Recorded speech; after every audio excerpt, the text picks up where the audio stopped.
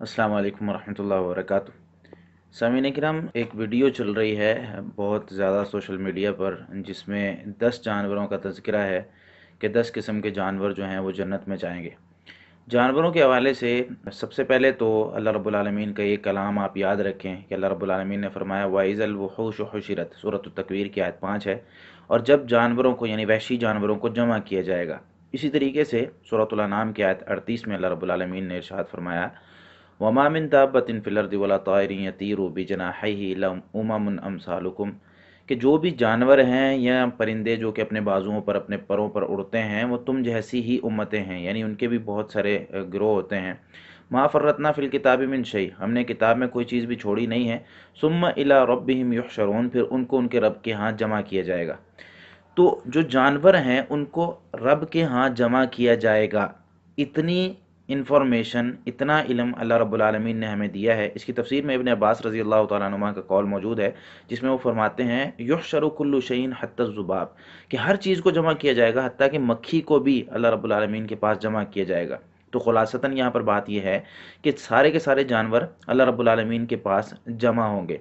फिर कुछ जानवर तो ऐसे हैं जिनका आपस में एक दूसरे पर अगर बदला होगा तो वो लेकर दिया जाएगा, जैसे कि अल्लाह रब्बुल आलमीन ने बल्कि नबी करीम सल्लल्लाहु अलैहि वसल्लम ने एक मिसाल दी है सही मुस्लिम के अंदर, हदीस नंबर 4679 है, जिसमें आप सल्लल्लाहु अलैहि वसल्लम ने ये बात इरशाद फरमाई ला तुअद्दुन्नल हुकूका इला अहलिहा यौमल क़ियामह हत्ता युक़ादा लिश्शातिल जलहाई मिन शातिल क़रना। तो यहाँ पर आप सल्लल्लाहु अलैहि वसल्लम ने एक मिसाल दी है कि तुम जिसका हक तुमने अदा करना होगा ज़रूर बिज़रूर तुम अदा कर दोगे। हत्ता कि आप सल्लल्लाहु अलैहि वसल्लम ने फिर एक मिसाल दी कि एक सींगों वाली बकरी का अगर हक या बग़ैर सींगों वाली बकरी का हक अगर सींगों वाली बकरी पे होगा तो बग़ैर सींगों वाली बकरी को उससे हक लेकर दिया जाएगा। तो इस हदीस में भी जानवरों का तज़किरा है, यानी बकरियों का तज़किरा है कि वो क़यामत वाले दिन जमा होंगी। ये था अज़राह जमा होना।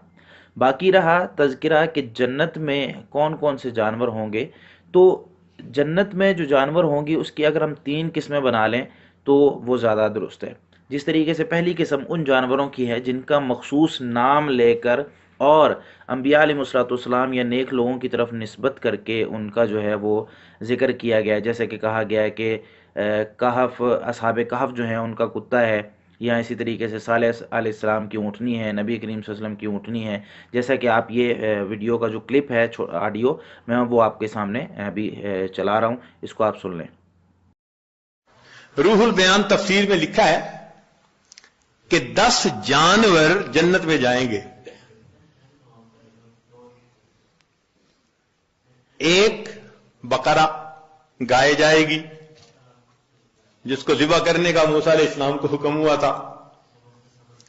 यूनुस अलैहिस्सलाम की हूत, मछली।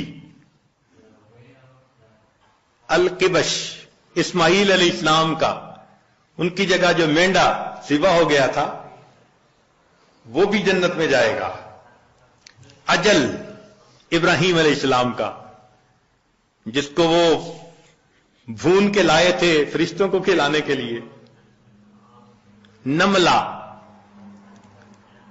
सुलेमान इस्लाम के लश्कर को देखकर जिस चींटी ने बात की थी, अन्नमल अय्यतु हन्नमल दुखुलू मसाकिनकुम, वो चींटी भी जन्नत में जाएगी। हुदहुद, जिसने सुलेमान इस्लाम से गुफ्तगू की थी, वो परिंदा भी जाएगा। सालेह अलैहिस्सलाम की नाका, ऊंटनी भी जन्नत में जाएगी, और नबी अलैहिस्सलाम की नाका भी जन्नत में जाएगी। और उज़ैर अलैहिस्सलाम का गधा भी जन्नत में जाएगा। और 10वां असहाब कहफ का कुत्ता भी जन्नत में जाएगा। तो सामीन किराम, आपने इस क्लिप को सुना, इसमें 10 जानवरों का तज़किरा किया गया है। ये वाकई ही ये जो अल्फाज हैं, ये 10 जानवरों का तज़किरा है। ये रूहुल बयान तफसीर जो है जिल्द नंबर 5 सफ़ा 226 पर मौजूद है, लेकिन ये दुरुस्त नहीं है। नबी करीम सल्लल्लाहु अलैहि वसल्लम, सहाबा किराम से ऐसी कोई बात साबित नहीं है। सबसे पहले तो जिस तफसीर में इसका ज़िक्र किया गया है वो रूविया के सीगे के साथ है, यानी बग़ैर सनद के ज़िक्र किया गया है। और बग़ैर सनद के अगर कोई चीज़, कोई हदीस ज़िक्र की जाए तो उसको ज़ईफ़ माना जाता है, اس کو نبی کریم صلی اللہ علیہ وسلم کی بات یا غیبی بات نہیں مانا جاتا۔ ایک بات یہ۔ دوسرا، اس میں جو راوی ہیں جو اس کو بیان کر رہے ہیں وہ مقاتل بن سلیمان ہیں۔ مقاتل بن سلیمان کے بارے میں علماء کرام نے تفسیر میں ان کو حجت مانا ہے، لیکن حدیث بیان کریں یا غیبی کوئی بات بیان کرتے ہیں تو اس میں علماء کرام نے ان کو ضعیف کہا ہے اور متہم بالکذب کہا ہے کہ وہ ان کی بات حدیث میں اور غیبی معاملات میں جو ہے وہ حجت نہیں ہو سکتی۔ ہاں تفسیر میں اگر وہ کوئی تفسیر کسی آیت کی تفسیر بیان کریں تو پھر درست ہے۔ اس کے بعد یہ جو جانوروں کا تذکرہ کیا گیا ہے 10 جانوروں کا، خلاصتاً تو بات یہ ہے کہ یہ نام لے کر اس طریقے سے انبیاء علیہ الصلوۃ والسلام کی طرف نسبت کر کے اس میں سے کوئی بھی بات درست نہیں ہے۔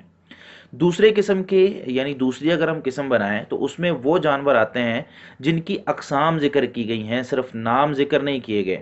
مثال کے طور پر سورہ واقعہ کی آیت نمبر 21 میں ذکر کیا گیا وَلَحْمِ طَيْرٍ مِّمَّا يَشْتَهُونَ کہ وہ پرندوں کے ہر وہ گوشت جس کے وہ مرغوب ہوں گے وہ ان کو ملے گا، یعنی پرندوں کا گوشت وہاں پر ان کو ملے گا۔ تو اس سے پتہ چلتا ہے کہ جنت میں پرندے ہوں گے تو پرندوں کا گوشت بھی ہوگا۔ تو یہ ایک قسم بیان کر دی گئی کہ پرندے جنت میں ہوں گے۔ اس کے علاوہ میرے علم کے مطابق جو جنت میں جانور ہوں گے وہ بیل ہے، بکری ہے، اونٹنی ہے، گھوڑا ہے، مچھلی ہے۔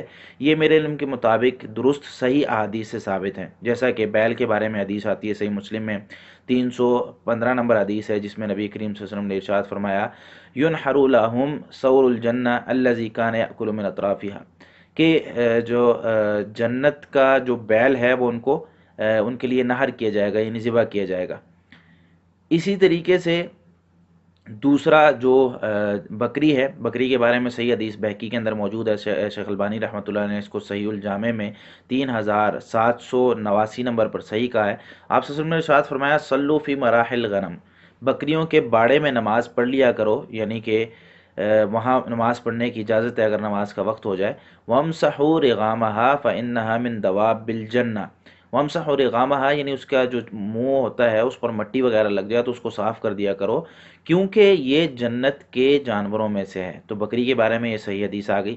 اسی طریقے سے مچھلی کے بارے میں صحیح حدیث آتی ہے صحیح مسلم میں ہی 315 نمبر روایت ہے، جس میں آپ صلی اللہ علیہ وسلم نے ارشاد فرمایا جب کہا جائے گا کہ جب جنتی جنت میں داخل ہوں گے ان کو پہلا تحفہ کیا ملے گا، تو آپ صلی اللہ علیہ وسلم نے فرمایا زیادۃ کبد النون، مچھلی کے جگر کا ٹکڑا۔ تو مچھلی کے جگر کا جو اضافی ٹکڑا ہوتا ہے وہ ان کو ملے گا۔ تو یہاں پر آپ صلی اللہ علیہ وسلم نے مچھلی کا تذکرہ کیا۔ اسی طریقے سے صحیح مسلم میں 1892 نمبر روایت ہے، جس میں ابو مسعود الانصاری رضی اللہ تعالیٰ عنہ فرماتے ہیں ایک آدمی اپنی ایک لگام لگی ہوئی اونٹنی کو نبی کریم صلی اللہ علیہ وسلم کے پاس لے کر آیا، آ کر کہنے لگا کہ یہ اللہ کے راستے میں دیتا ہوں۔ تو آپ صلی اللہ علیہ وسلم نے اس کو فرمایا لَكَ بِهَا يَوْمَ الْقِيَامَةِ تجھے اس کے بدلے قیامت کے دن 700 ناقۃ کلھا مختومہ 700 اونٹنیاں ملیں گی، سب کی سب لگام لگی ہوئی ہوں گی۔ تو یہاں پر آپ صلی اللہ علیہ وسلم نے اونٹنیوں کا تذکرہ کیا کہ قیامت والے دن جنت میں تجھے اونٹنیاں ملیں گی۔ اسی طریقے سے گھوڑے کا تذکرہ جو ہے حدیث میں موجود ہے، جس طرح آپ صلی اللہ علیہ وسلم نے ایک آدمی کو کہا، اس نے پوچھا کہ جنت میں گھوڑے ہوں گے، تو آپ صلی اللہ علیہ وسلم نے فرمایا کہ جنت میں اگر گھوڑے پر سوار ہونا چاہو گے تو تمہیں ایک یاقوت سے لدا ہوا سرخ رنگ کا گھوڑا جو ہے وہ تمہیں ملے گا۔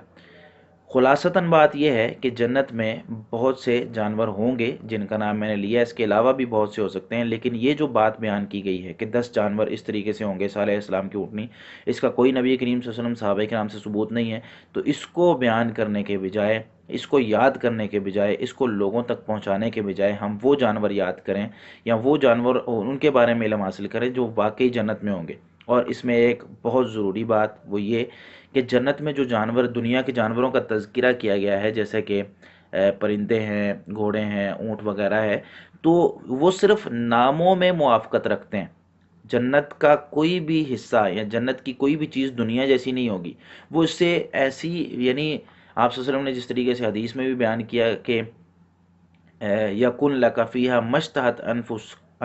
مشتہت نفسک کہ وہاں تمہارے لیے ہر وہ چیز ہوگی جو تمہارے نفس چاہیں گے، ولذت عینک اور آپ کی آنکھ جو ہے جس سے لذت محسوس کرے گی، یعنی کہ ہر وہ چیز وہاں پر ملے گی جو خوبصورت ہوگی اور سب سے زیادہ اچھی ہوگی دنیا کے مقابلے میں۔ اس کا یعنی اگر ہم دنیا کے ساتھ اس کا موازنہ کریں تو موازنہ ہو ہی نہیں سکتا، اس کا مقابلہ ہو ہی نہیں سکتا۔